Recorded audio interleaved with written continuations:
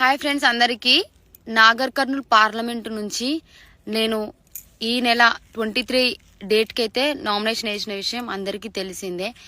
అయితే ఈరోజు 26 రోజు స్క్రూట్నీ అనేది ఒకటి ఉంటుంది అనమాట.